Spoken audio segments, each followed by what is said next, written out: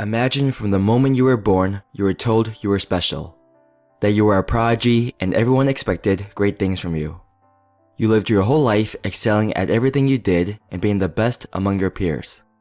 Sounds great, doesn't it?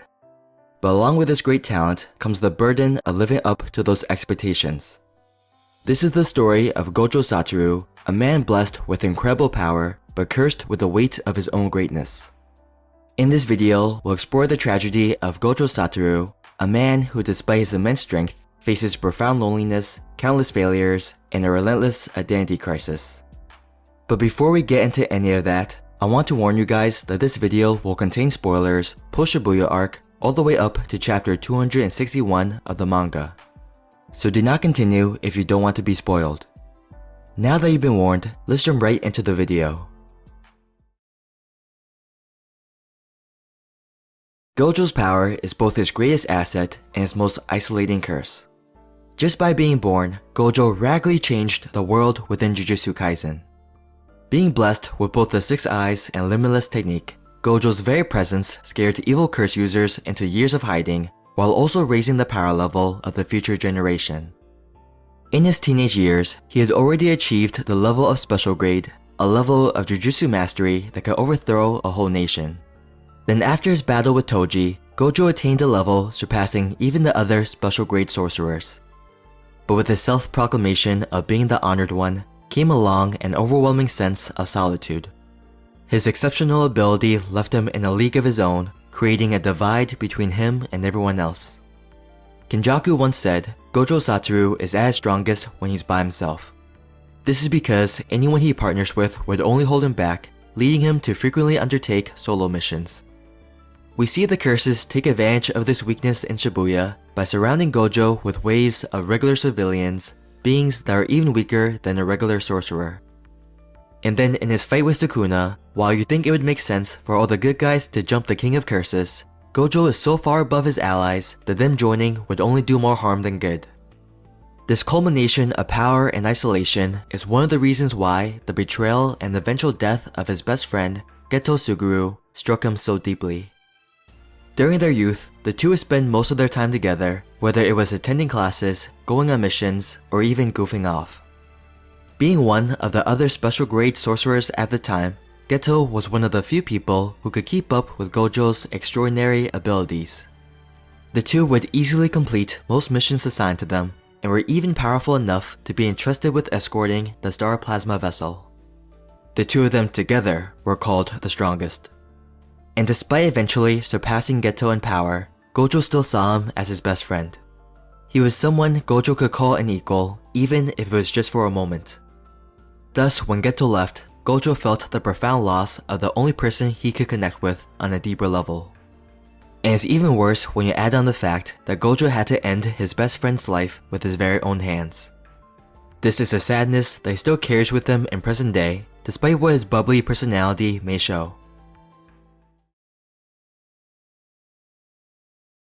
Even with all of his power, Gojo's life is marred by significant failures during the times it mattered most.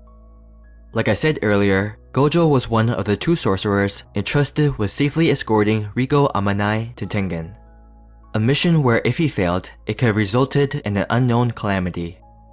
And even though he was able to protect her for a few days, the mission ultimately resulted in Riko's unfortunate death. Then later on, after learning of Geto's betrayal, Gojo had an opportunity to end his friend's life, possibly preventing the events of present day, but was reasonably unable to do so. But then a year later, when he does eventually kill Geto, it's his moment of compassion that leads him to not completely dispose of his friend's body. It was this decision that allowed Kenjaku to take over Geto's corpse, thus enacting his evil plan. Furthermore, during the Shibuya incident, it was his capture that led to the deaths of countless civilians and a decent portion of the main cast. One momentary slip-up enabled Mahito to go on a killing spree, Sukuna to slaughter thousands, and Kenjaku to throw the entirety of Japan into chaos. Hell, some may even consider his loss against Sukuna as a failure. After being sealed in the prison realm for weeks and coming back to the disarray in Japan, Gojo could have still made it up to himself had he defeated the most evil sorcerer of all time, that is Sukuna. He even had a chance to eliminate Kenjaku upon his release. But instead, he met his demise against Sukuna, once again entrusting his students to handle the rest. While no one holds these failures against Gojo, he still had to live with the burden of these mistakes weighing on his mind, constantly questioning whether he could have done more or whether his mistakes could have been prevented. It's ironic when you consider his quote to Jogo during their battle, "When given everything, you are unable to do anything but die slowly." It reflects how despite being born with immense power, Gojo still fell short during the most critical moments of his life. For all of his might, even Gojo was not perfect. One of the most poignant aspects of Gojo's character is his ongoing identity crisis. The question, are you the strongest because you're Satoru Gojo, or are you Satoru Gojo because you're the strongest, encapsulates his inner turmoil. On one side of the quote is the idea that Gojo's status stems from his unique identity, skills, and experiences that have shaped him as a person. That his mastery of curse techniques and indomitable will are all part of the man he is. While on the other side of the quote suggests that Gojo's entire identity is defined solely by being the strongest. That his immense cursed power is the core of his being, eclipsing any other facet of his personality. He constantly has to grapple with whether people see him for who he is or merely as the ultimate problem solver. For the Jujutsu sorcerers that have never met Gojo, they all see him as this infallible legend, the pinnacle of strength, not as someone who has his own fears, insecurities, and bouts with depression. After the tragic death of his friend, Nanami said, "Can we just let Gojo handle all the missions?" emphasizing how others view him as a fix-all solution. And in my opinion, his revival in chapter 261 further proves this. After copying Kenjaku's technique, Yuta was able to transfer his brain into Gojo's body, thus enabling him to use all of Gojo's abilities.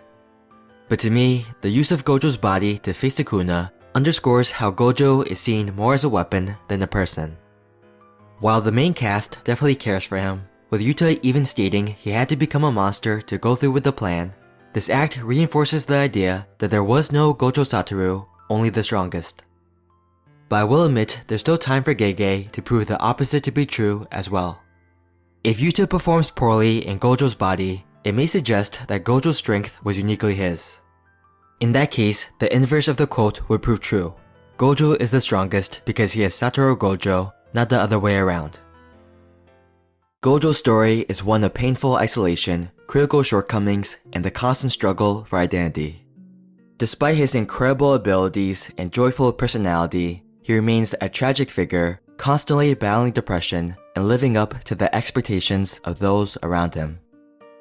Thank you for watching, and don't forget to like, comment, and subscribe for more deep dives into the world of anime and manga. Until next time, peace.